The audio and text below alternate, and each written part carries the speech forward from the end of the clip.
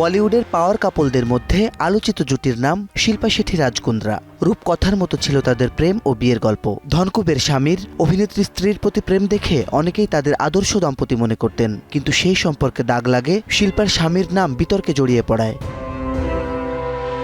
রাজকুন্দ্রাকে নিয়ে বিতর্ক যেন কিছুতেই থামছে না। 2021 সালে পর্নোগ্রাফি মামলায় গ্রেফতারের পর থেকে টানা 4 বছর ধরে আইনি জটিলতার মধ্যে রয়েছেন তিনি। অভিযোগ ছিল তিনি প্রাপ্তবয়স্ক কন্টেন্ট তৈরির একটি চক্রের সঙ্গে যুক্ত। হট শর্টস নামের একটি অ্যাপের মাধ্যমে সেই কন্টেন্ট প্রচার করা হতো। 2 মাস জেল জীবনের পর জামিন পেলেও দীর্ঘদিন প্রকাশ্যে আসেননি তিনি। বাইরে বেরোলেই মুখ ঢেকে রাখতেন বাহারি মাস্কে।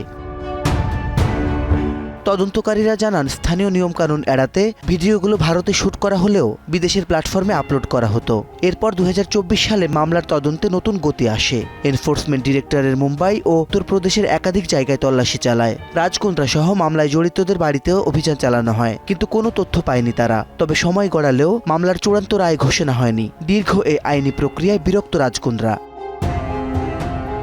সম্প্রতি সোশ্যাল মিডিয়ায় নিজের অবস্থান স্পষ্ট করেছেন তিনি। রাজ আক্ষেপ নিয়ে বলেন, 4 বছর কেটে গেল।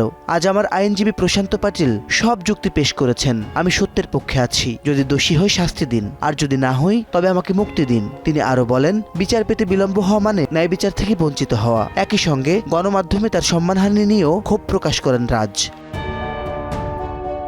এই মামলার পাশাপাশি সম্প্রতি এক ব্যবসায়ীর দায়ের করা প্রায় 60 কোটি টাকা প্রতারণা মামলাতেও নাম উঠে এসেছে রাজকুন্দ্রার। অতীতে বিটকয়েন সংক্রান্ত তদন্তেও জড়িয়েছিল তার নাম। ফলে একের পর এক বিতর্কে জড়িয়ে রাজকুন্দ্রার আইনি লড়াই এখনও চলছে। মাসিদ রনো, সময় সংবাদ।